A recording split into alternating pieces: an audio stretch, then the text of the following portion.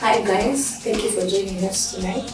I'm Delipa, and together with Kevin, I'm hosting a very special guest. Please introduce yourself. My name is Col Samson Mande. Thank you so much for joining us. I'll ask the first question. Most Gen Zs were born in peace. Why should peace always be emphasized before development? There can never be development where there is no peace. Take an example of our surrounding countries, our neighbors like the DRC, the most rich country in the world. But it's still the poorest because they have no peace to develop their riches. Their riches have become curses because of a lack of peace. The other example is the North Sudan, the South Sudan, and Somalia. So, peace is the one which gives birth to development.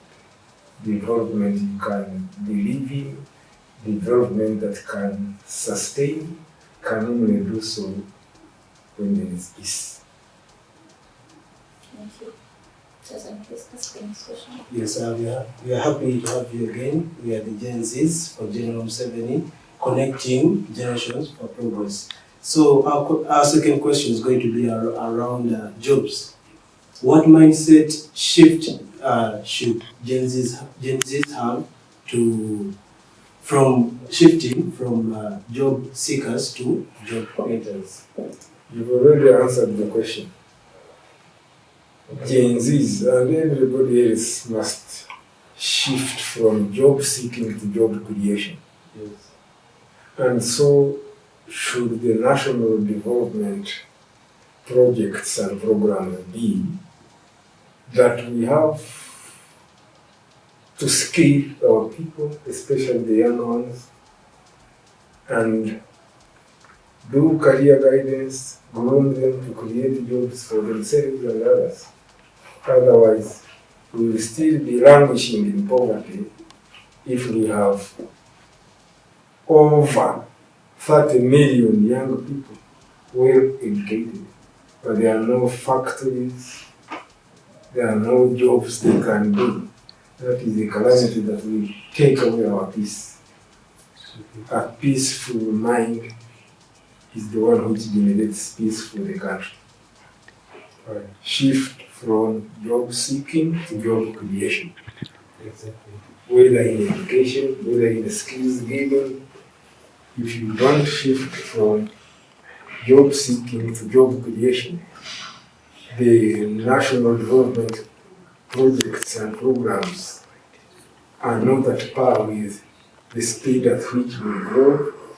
Our birth rate is very high, and if everyone does not create a job for him or herself and rely on the government to provide jobs, that we get it wrong. The government should only provide an environment in which we can achieve our dreams. I mean, after having skilled ourselves, and then everybody has a dream to create a job. That is the environment we demand from government. But to keep demanding jobs from government is like demanding from God that he should create this chair. God will tell you, I never create chairs. I create trees. I give you the wisdom. You turn the trees into chairs and sit as comfortably as you wish. We appreciate for your information. But now you see a lot of youth there. They have ideas, but they don't have facilitation or funding. Where should we run to? For example, I personally had a dream of creating a software or an application that creates helps young people to locate people where they are with their talents, and people who need to work with them, they are easily they easily spot them or locate them using that application. But it's now a long time, over 5 years, I've failed to get support as a youth. Yeah, whenever one has a vision or an idea that does not take you to all it takes including funding to make your dream come true, then that idea or vision is incomplete. You go back to the drawing board and ask yourself, how do I access funds? How much do I need for this vision? I'm sure in this country there are resources, but how to get them, how to access them might be the problem. I have seen skyscrapers,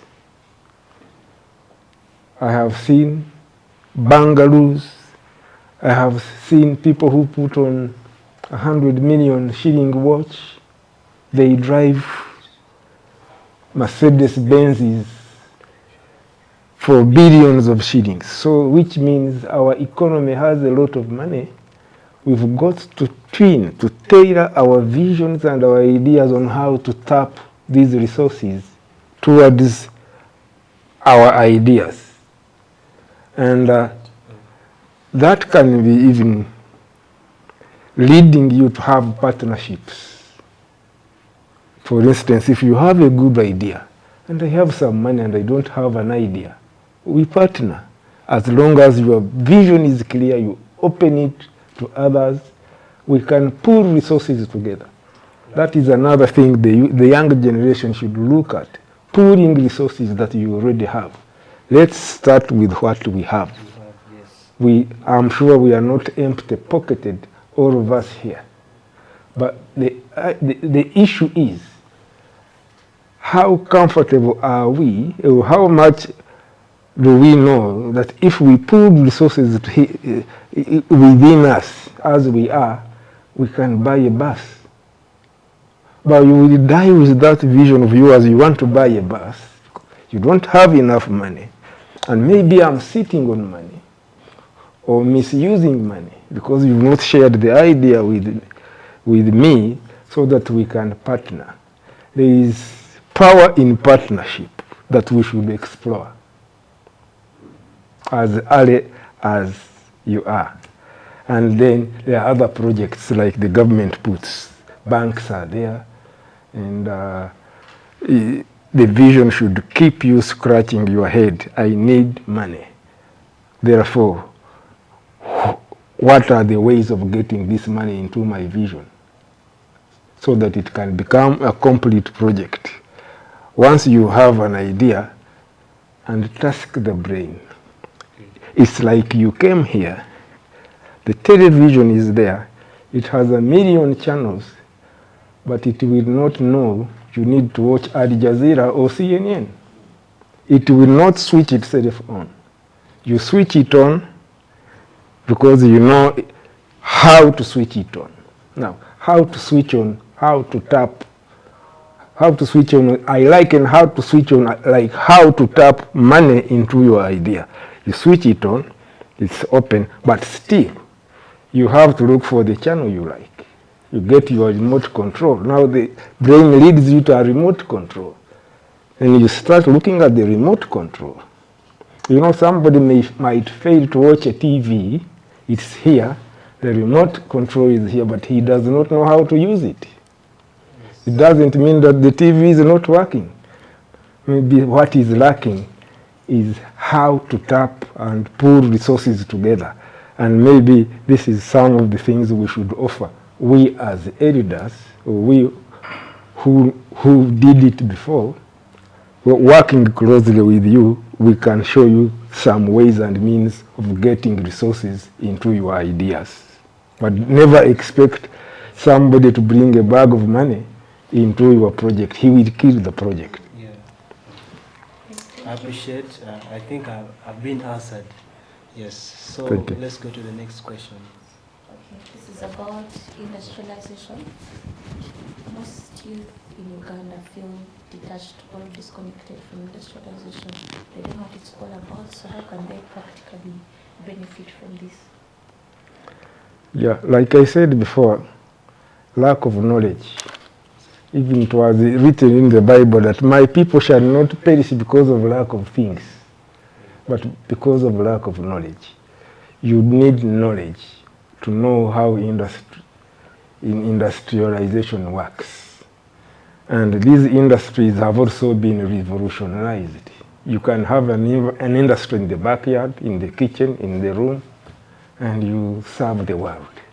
You can be industrious just by your computer, your phone. You make billions of money. And sometimes when we talk about industries, we think about those huge buildings with lots of machines, many of which are obsolete. So in the new generation, let's learn how to industrialize, because the first industry and the strongest is you, the human being. So human development is important. Getting knowledge on how industry, what is an industry, how it works, will be the way forward. Thank you. You're welcome. Genz, I appreciate. I think let's go to our next question. Here, Gen Z is digital. How does innovation fit into the quantitative leap forward? Yeah, the world now is digital, and those who have not digitalized themselves or their business or whatever they are doing are living in another world, which is backwardness. And the internet technology is the master of the world. Yes. And I'm glad that the young people have embraced technology, and we will have better lives. We will harness our resources. We will communicate, because business is about communication, contact, broadening your networks. And once you have mastered the digital world, you are in the real world, the new world order. Don't look at the old world order. The world has moved very far, and we are not going back. Philippa? Why is regional integration important to Gen Zs? How can they get opportunities outside Uganda? The issue is about market. Uganda is a small market. We are about 50 million people, say. But this region, East Africa, may be 400 million population. So, if you are a marketeer who sells something per the viewers which look at it, and you don't broaden your net from Uganda to the other side of the region, you will remain, maybe, even if you took all the 50 million, you remain at 50 million. But the moment you open up and you enjoy the 400 million market, that reflects in your bank account. And living, it comes with when you get new ideas from everywhere. People have new ideas, you share them, but if you don't broaden your network, you remain with a few ideas, they get wiped out because of the narrow base. So regional integration is very important to broaden our market, and also to launch a large net in a bigger world of knowledge, so that we can share experiences from a wider community. We can share, now transfer technology within a wider net, and we will be getting richer and better than bitter. Yeah. All right. Dear viewers, I think let's do our second last question. Sir, this question is about leadership and ideology and responsibilities. What dangers come with political excitement that lacks ideology and direction? anything you do out of excitement backfires.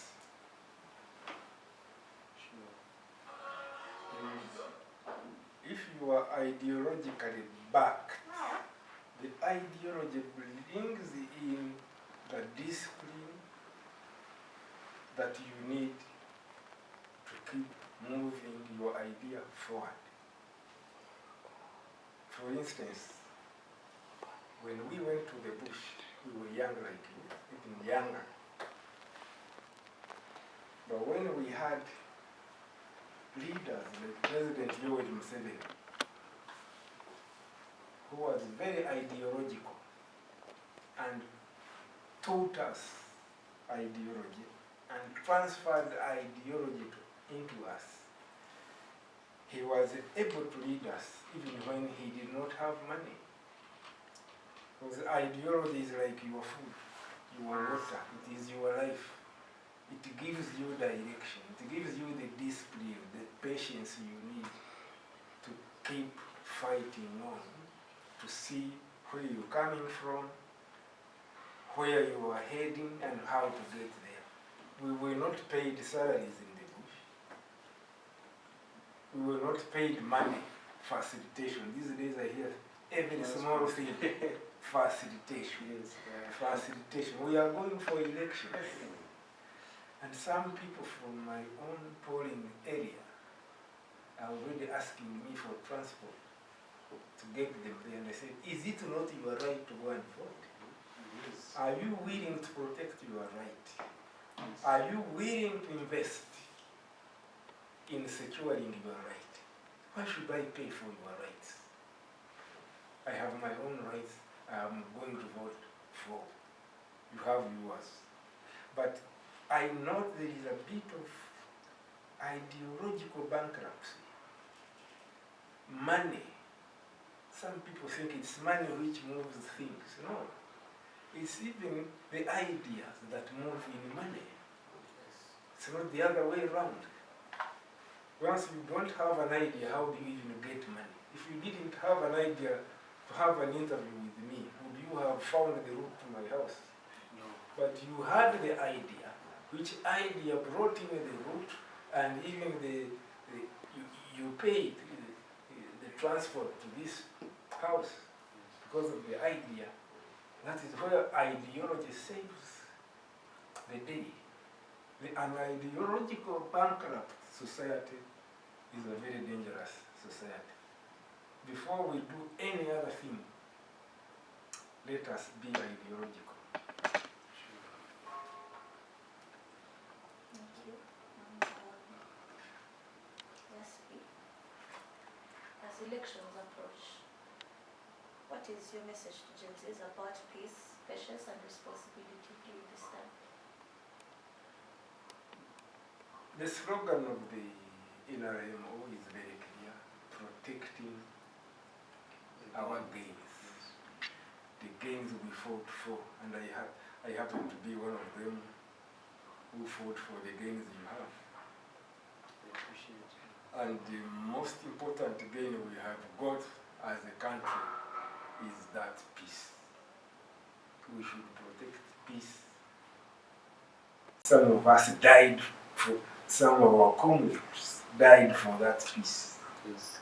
We were maimed, we suffered, we lost a generation in terms of economic achievements because of the peace that the country needs to permanently develop and become a superpower. So we are voting peace first and foremost. These are other things, roads, jobs, these are secondary. But the person who brings peace, who maintains peace, who created peace should be number one to be voted. Even those who are opposing him, who are contesting with him, they have their right and we need them to offer checks and balances. But the one who stood for peace moved from his comfort zone, picked a gun and brought the peace and maintained the peace, and we grew up because of that peace and we have seen all the development because the country is peaceful, and that is none other than President Yoweri Museveni. We should give him the votes. And these others, let them accompany him. They need to learn from him. They are still growing. They are very welcome. But we still need to maintain the peace. Okay. It's about peace. We are going for elections. The rest will come. It's like seek first the kingdom of God, and the rest shall be added. Let us seek peace first. The rest, the roads, the schools, the water, the what, shall be added when we are a peaceful country. Have I communicated? Yes, you have. Okay. Thank you so much, Afande, for being our guest today. It was a pleasure. Thank you for those insightful words. We are very grateful. You're welcome.